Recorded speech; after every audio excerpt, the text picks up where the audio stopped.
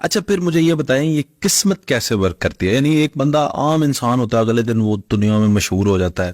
ایک آدمی بالکل سویا ہوا ہے، اس کی اربوں روپے کی لاٹری لگ گئی ہے، کچھ پتہ لگا کہ کوئی وظیفہ کیا تھا جی میں نے. کیا واقعی کوئی ایسا وظیفہ ہوتا ہے جو انسان کی قسمت بدل دے؟ اور اگر ہے تو عملی طور پہ آپ کی زندگی پہ کوئی وظیفہ اگر کام کیا ہوا مستند وظیفہ کوئی ہے تو بتائیں. جی بالکل، وظائف اپنا اثر رکھتے ہیں. پہلا سوال آپ کا تھا قسمت کا. تقدیر، یہ دنیا جو ہے یہ دار الاسباب ہے. سبب اختیار کرنا ہمارا کام ہے، اس میں اثر ڈالنا یہ اللہ کا کام ہے. بندہ جب قدم اٹھاتا ہے نا، اللہ قرآن پاک میں کہتے ہیں والذین جاہدوا فینا لنہدینہم سبلنا، کہ جب بندہ قدم اٹھاتا ہے ہم اس کے لیے راستے کھول دیتے ہیں. حضرت یوسف علیہ الصلاۃ والسلام کو زلیخا نے وہ ساتھ میں کمرے میں لے گئی تھی، دروازے بند کر لیے تھے اور گناہ کی دعوت دی تھی. تو حضرت یوسف علیہ السلام نے فرمایا معاذ اللہ، میں اللہ کی پناہ میں آتا ہوں. تو آپ وہاں کھڑے نہیں رہے، یہ نہیں سوچا کہ دروازے بند ہیں، تالے لگے ہوئے ہیں، اللہ کی ذات پہ بھروسہ کر کے قدم اٹھایا دروازے کی طرف. تو دروازہ تالا ٹوٹتا ہے، دروازہ کھلتا ہے، آپ باہر چلے جاتے ہیں. ساتوں دروازے اسی طرح کھل گئے.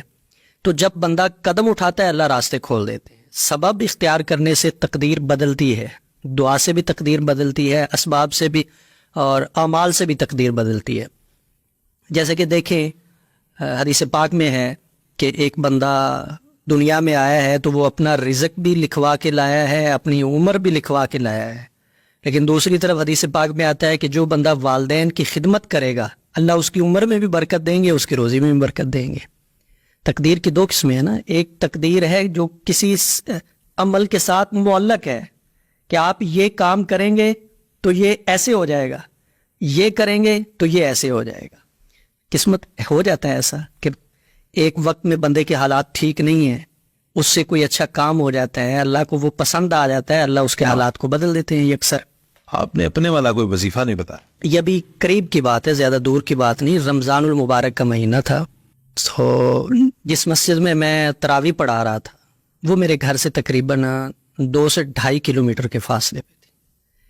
میں نے تراویح پڑھائی تو تراویح پڑھانے کے بعد میرے پاس سواری نہیں تھی کہ میں اس پہ بیٹھ کے تو اپنے گھر میں آ سکوں. تراویح کے بعد حالات اس طرح کے تھے تو میں پیدل آتا تھا روز ہی. تو ایک دن میں پیدل آ رہا تھا تو دل بڑا بجھا سا ہوا تھا.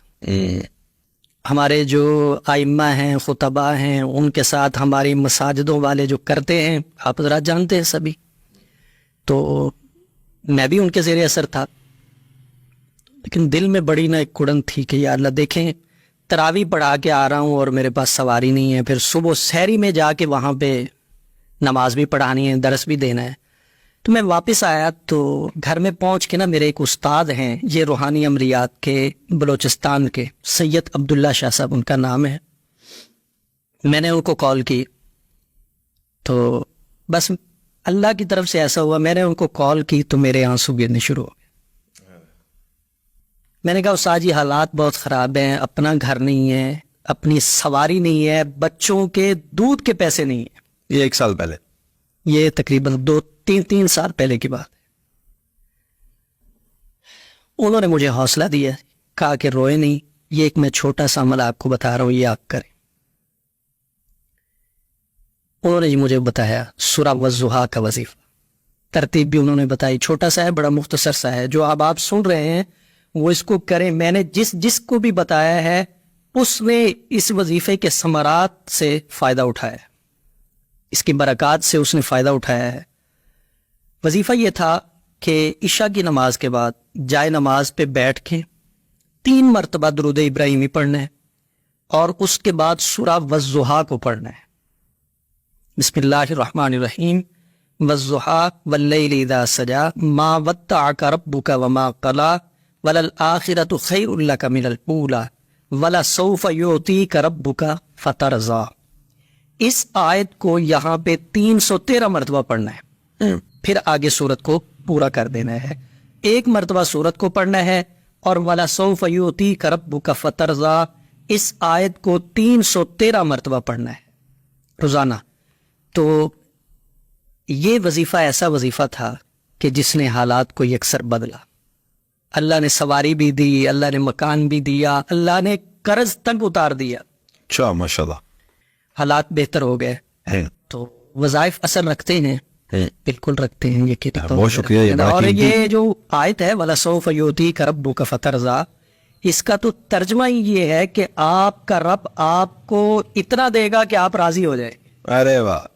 और फिर जब रब राजी करे तो वो तो अपनी रजा से करेगा, इंसान का तो इतना बर्तन ही नहीं है उसमें समाज। वो ये आयत रसूलुल्लाह सल्लल्लाहु अलैहि वसल्लम के मुतल्लिक है, लेकिन हम हुजूर के उम्मती हैं। जब ये हमारी जुबान पे आती है ना तो अल्लाह इसकी बरकत से हमें भी नवाजते। बेशक कोई शक नहीं है।